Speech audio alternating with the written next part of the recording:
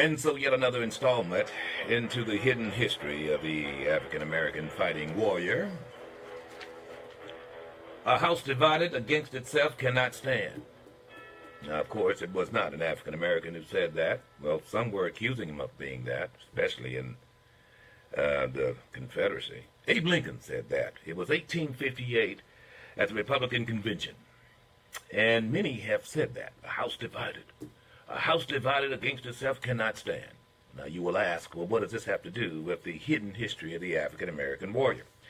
Well, let me tell you what it has to do with. You see, ladies and gentlemen, after the Dred Scott decision and all of the debate, Lincoln-Douglas debates and all of the acts that were passed regarding enslavement, whether or not new territories or new states will be added as slave states or otherwise, there were some brothers on plantations who were kicking butt. There was a lot of plantations, ladies and gentlemen, where you had enslaved fighting. Insurrection was at an all-time high. You may remember one, John Brown, Caucasian, by the way, who led one of those insurrections there at Appomattox. And as a result of that, the Republican Party, the grand old party of the Republic, in their quest to take the high ground, one could argue, or at least save the Union, Lincoln rose to say exactly what you heard. A house divided against itself cannot stand. Well, he went on to become president, had to face one Mr. Douglas twice in the Lincoln-Douglas debates. Well, Douglas was a senator, and of course, the first time Lincoln met Douglas, it rose him to prominence, or he rose to prominence, pardon me. but here is where it is so similar to where we are now. Now, granted, ladies and gentlemen, you don't have enslavement, but there seems to be this feudal system of the very rich and the very poor beginning again. You do understand that is the second, should I say, fundamental difference in a capitalistic society. First, you have enslavement. That is not capitalistic, I'm going to tell you now. Having enslavement is capitalistic, but having a capitalistic society is an inclusive concept. It's a concept that everyone will work up to the best of their abilities. All right? And everyone will reap the benefit thereof. Well, when you eliminate an entire group, as was Negroes during that time, then capitalism in itself was flawed. So after capitalism, then you deal with a feudal system. What is it exactly? Well, it's where you have the very rich and the very, very poor. That's what you had when you have kings and queens and so forth there in Great Britain and France. Well, I think we're nearing there now, to be quite frank. Now, it's not as exaggerated as all that. No, we don't have a king. But, however, we're at a point now, ladies and gentlemen, where fewer people can attain more and more wealth. Not a bad thing. Not a good thing either, as it applies to capitalism. I'll get to that later. But the final thing here on this hidden history is this, and that is there was a great possibility, ladies and gentlemen, based upon Abe Lincoln's State of the Union speech, December 3rd, 1861, that there was some fraternization. He calls attention to it. A disloyal portion of the American people have during the whole year been engaged in an attempt to divide and destroy the Union. A Union which endures factious domestic division is exposed to disrespect abroad. And one party, if not both, is sure sooner or later to invoke foreign intervention. That was a quote in Lincoln's State of the Union speech, December 3rd. Now, by the way, it was far more eloquent than what I heard last night. But be it as it may, what I'm drawing attention to is this foreign intervention. I didn't know that until just recent study that, you do realize it was the France who were supporting the Confederacy against the Union. Now, notice I didn't say South. You see, there were African-American, almost 200,000 strong Southerners, many of them Southerners, most Southerners, black, in quotes, who fought from the South. Proud Southerners that they were, they wanted to keep the Union together. It was the Confederacy who wanted the otherwise. Nevertheless, it was, even then, Lincoln was calling out that there was this move by France to actually corner the cotton market for the most part. You got to understand there's a lot of things happening, and I know I'm going very fast with this, and you historians probably call me to task, and I'm capsulizing a whole lot, but where I'm getting on this is the foreign intervention. As then it was France, today it is Russia. Prove me wrong.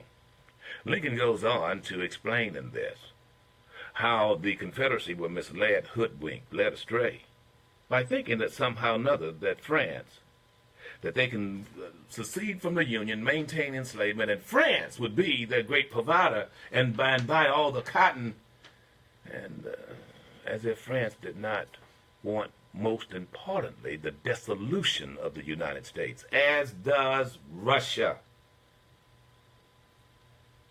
The value of the dollar sunk, for obvious reasons, during the Civil War. And there's some congruencies. There's some very stark similarities. Very stark similarities. There's a reason why Varina went to France. Jeff Davis's wife. She hung out in France big time. Prove me wrong. Trust me, I've done enough study to know exactly what I'm talking about. Now that was history. This is today.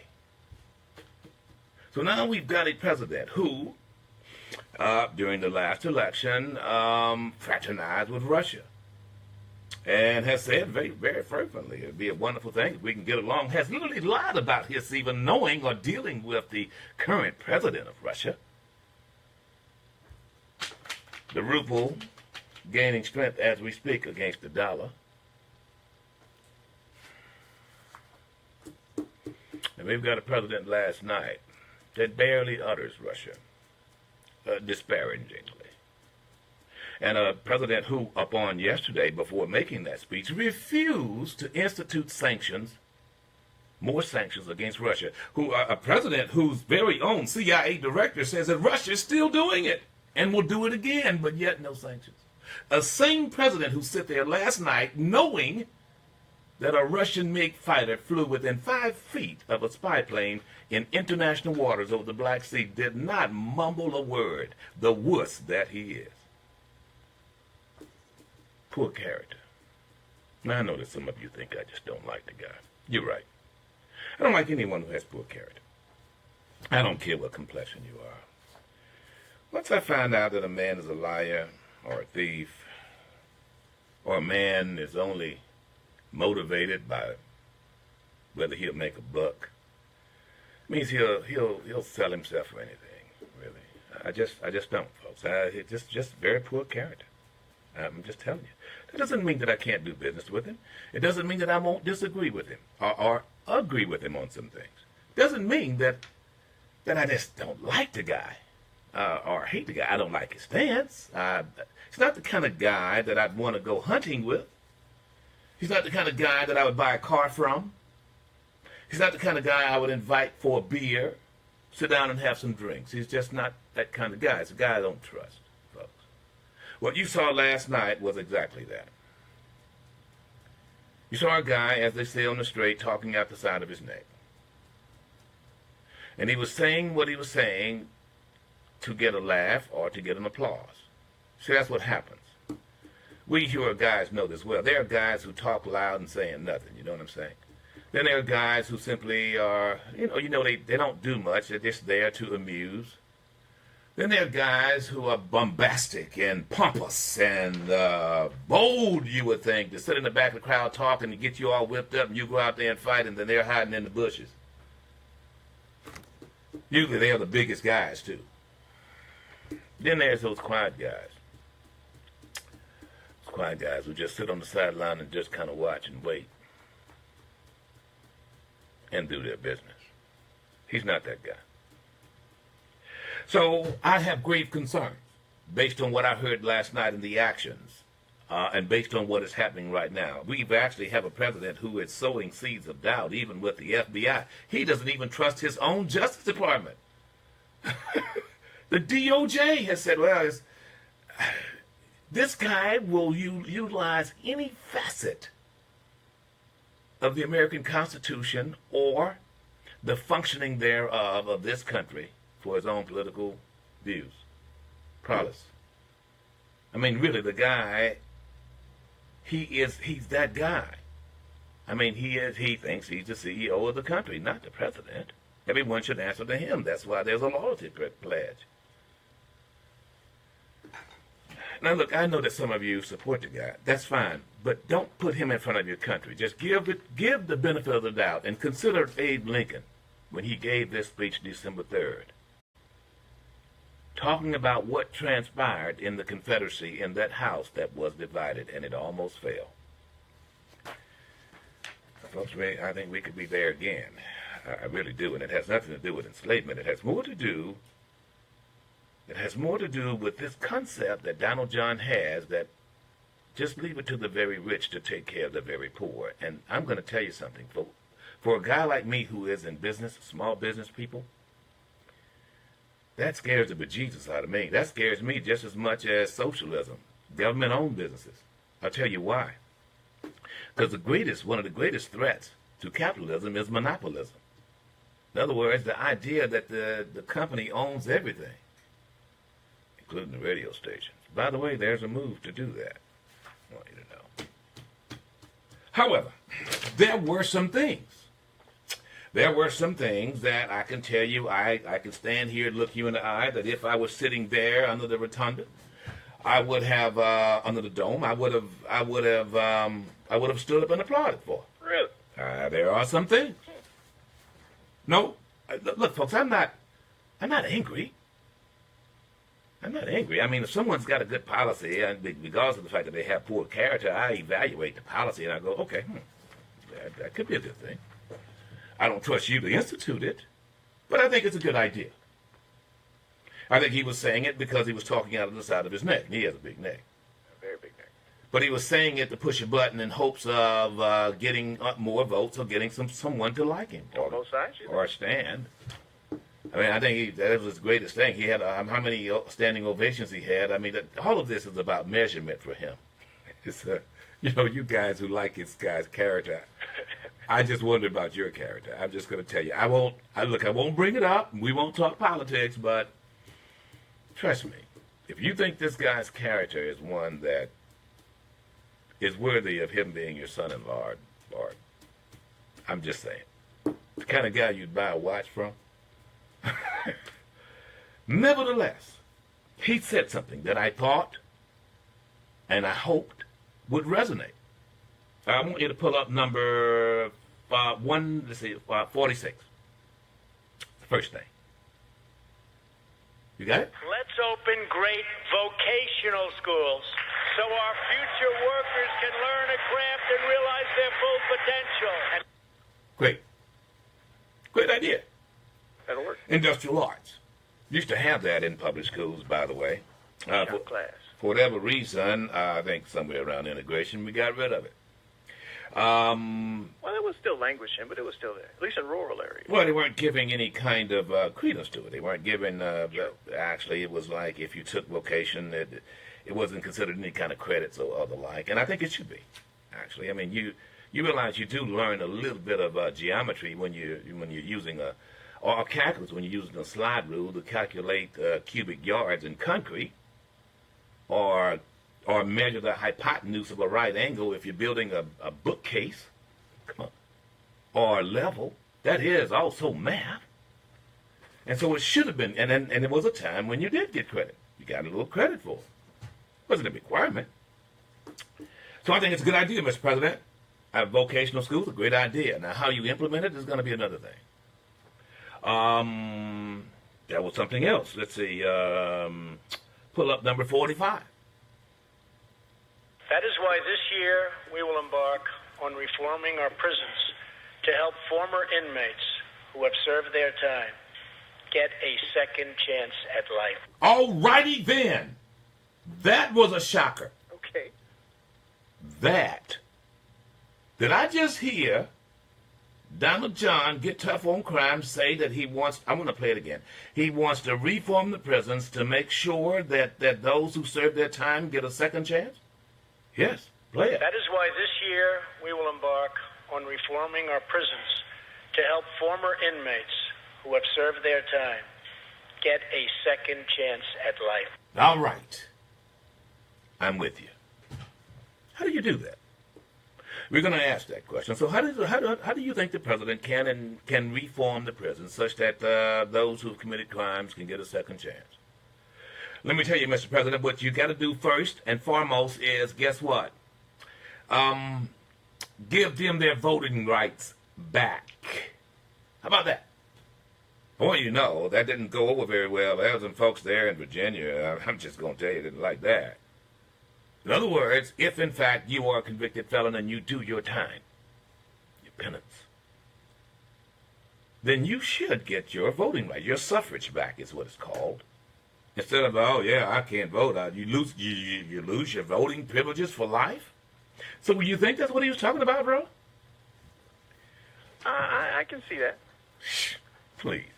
You do understand that if it's one thing every staunch oxy-conservative don't want is for someone coming out of the penitentiary getting his voting rights back, particularly if he looks like me. However, I will give the benefit of the doubt, and hopefully someone should ask, well, Mr. President, so do you feel that convicted felons who've served their time should get their voting rights back? If he says yes, I'm in your corner. Yes, Rip. Yes, I Really? do. I do. And if they don't vote for you? Well, we would ask them who they voted for last time they voted before we give them their rights. Oh, before you go. And if it is determined, okay, that they voted correctly. You have to do a loyalty pledge? Correct. Yeah, I see. It's Okay. very important.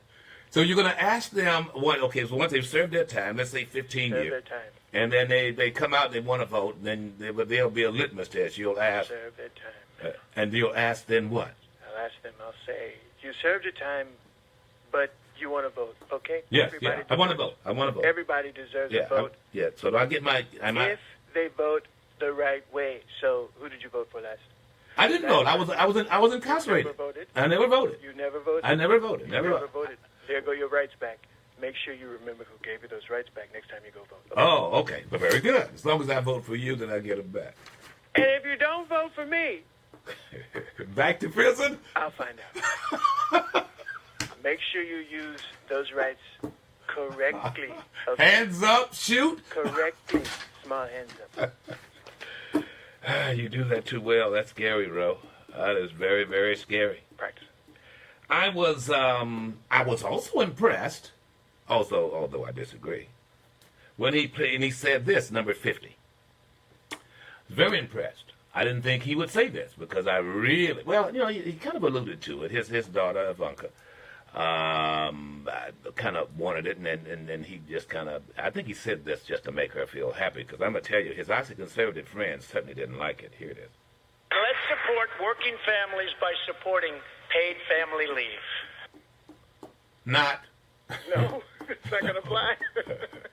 And by the way, I played that, and I'm adamantly against that. Yeah. Yeah, I am. Look, businesses can go broke paying for leave. We're not in business. We're not in businesses to make it convenient for those who work for us to leave. Now just think about it a minute. I know I'm going to get people. You're going to send me, and you're going to, oh, look at Rip. He doesn't even want to give somebody leave, a paternity leave, maternity leave, or paternity leave. Not even paternity leave? No.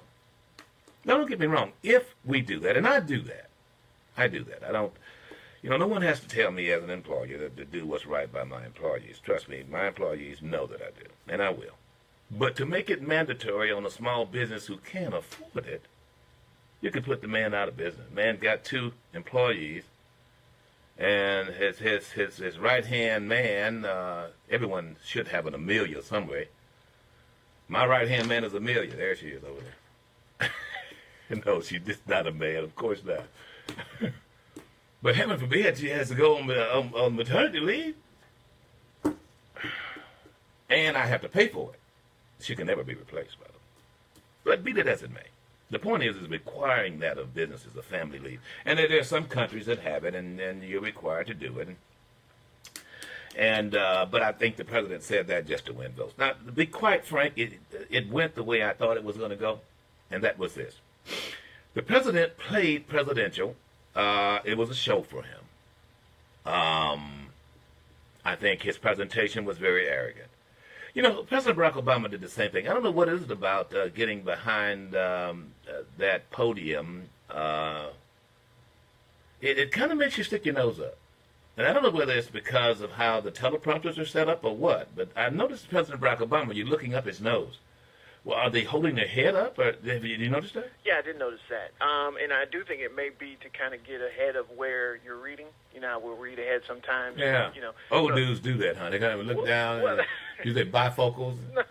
Is that what you're trying to say? No. Can you look at my nostrils now? The president did that even Can you see my knife? Dude. You didn't do that, but I mean, you know. I think, though, his cadence and that, for him, it was a bit of arrogance, a bit of his Especially being with cavalier. With the pauses, the frequent pauses. Yeah. Before people even start clapping. Yeah, I mean, it was almost like there was a cue. Okay, I just said this now. I think there may have been a cue. I think it may have been like a pause. When I clap, you clap. You know what I mean? So just like that. All right, and so just as an observation, the Congressional Black Caucus, many of them were wearing kente cloth. I just spent almost a month in Africa. I didn't see but one piece of kente cloth. Really? No. You didn't go to Wakanda. You didn't go to Wakanda. Those folks are excited about Black Panther coming out next month. Yeah, Wakanda. Really? Yeah. Where is Wakanda? Exactly. Okay, there is no Wakanda. No. Where's? Oh, it's a mystical place. That's right. Behind some great mountain. Where? It's actually behind the holographic forest. Bro, you're so deep in the what is it? Virtual reality. Deep, bro. I did not see kente. No kente? No. Nowhere? There was some mud cloth. There's a significant amount of mud cloth. I don't know. I think kente is an American African thing. Approximation? It really is. I don't think I have but one piece that is kente, and it was came from Taiwan. You know. But I get the message. I do feel that. And long before Donald John went into office, I feel that that the State of the Unions became performances by both Republican and Democratic parties, and I don't know how that when and how that happened. You could go past. You might could even go all the way to the Lincoln-Douglas debates. I don't know. That House was divided, though, and it didn't stand. But I think when the next presidential election comes around, and I even believe during this midterm, what most of us are going to want is some kind of civility. In other words, we're going to want some kind of statesmanship. I mean, you can disagree and not be disagreeable and be mean. I think the Democrats last night were seen as potentially mean. But look, I understand that you had a whole lot to be PO'd about, and if I were you, I wouldn't want to sit there and dignify this guy. I know you were there for the office. I got it. But if you're going to be there, and if you're going to not applaud or show some kind of protest, at the very least, be pleasant about it. You know? How would you suggest? I would do it like this. Thank you very much, and have a nice day. What? You know how to sit up and smile at someone and just sit up and smile the whole time? And have them, just smile. You don't have to slouch down in your seat and, pick at your bow tie with kente cloth.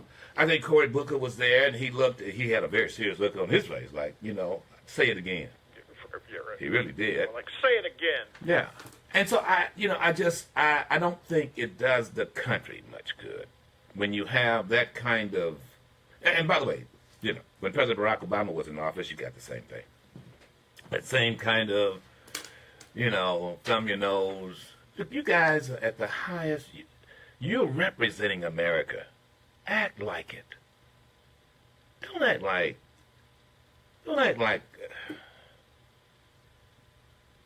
some basketball player deal where two teams. Don't do that. I mean, I think. But if it's anything, most of us in America besides policy, are wanting to have some kind of civil intercourse. Well, not with that guy. So what you're saying is like don't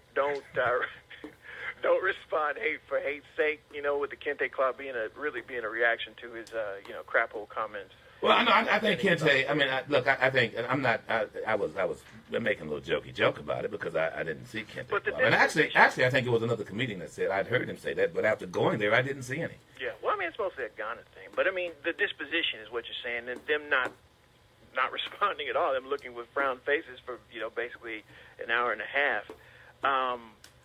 They should have just smiled and had a pleasant disposition, and then once it was over, got out as soon as they could. Well, and they did. They made it to the door. I think that was wise. Yeah.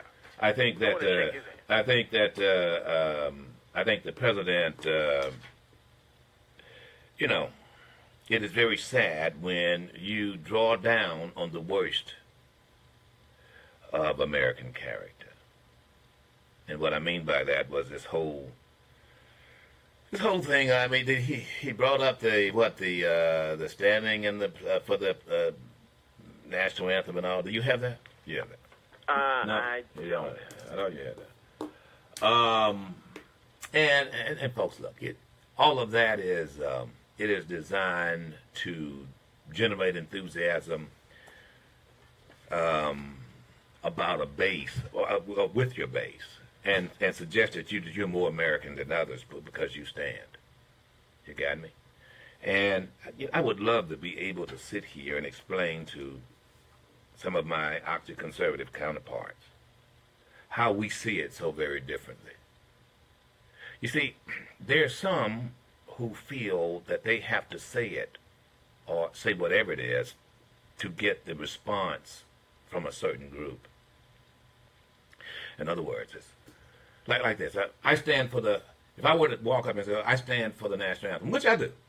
No one has to tell me to stand. Now, if I don't feel like standing, I don't stand. If I don't feel like bowing my head to pray, I don't pray. I'm going to be respectful. But I stand. I stand for the national anthem. And okay, and I don't have to, by my saying that I stand for the national anthem, right?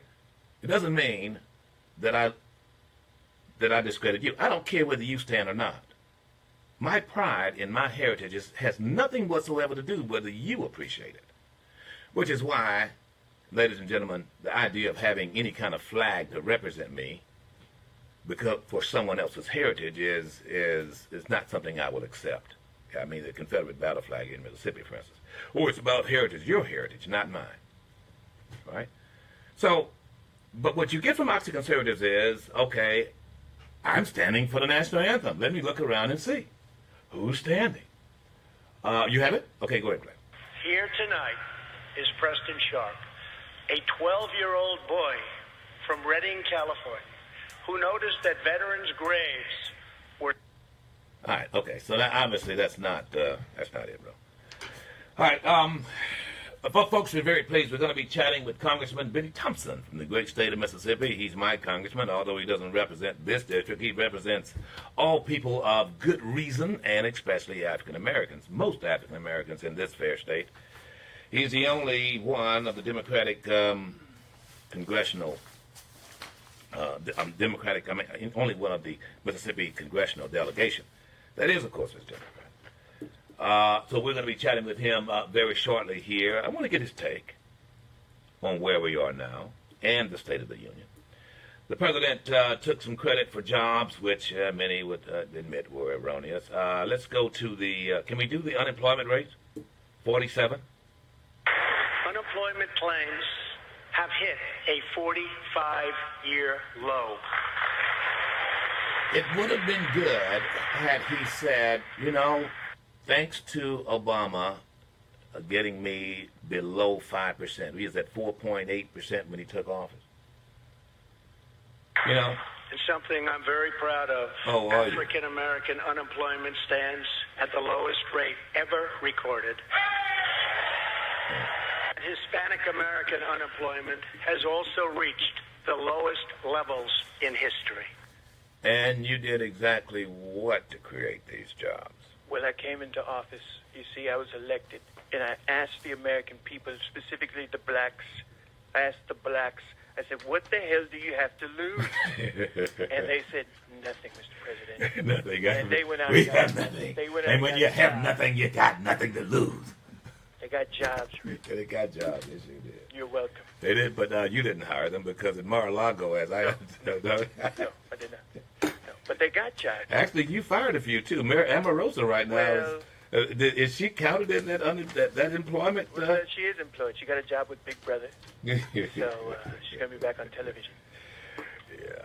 I'll watch. You know, folks, and don't get me wrong, this is the kind of arrogance and pompousness that, I mean, it's just poor character. It just really is. State of the Union is great.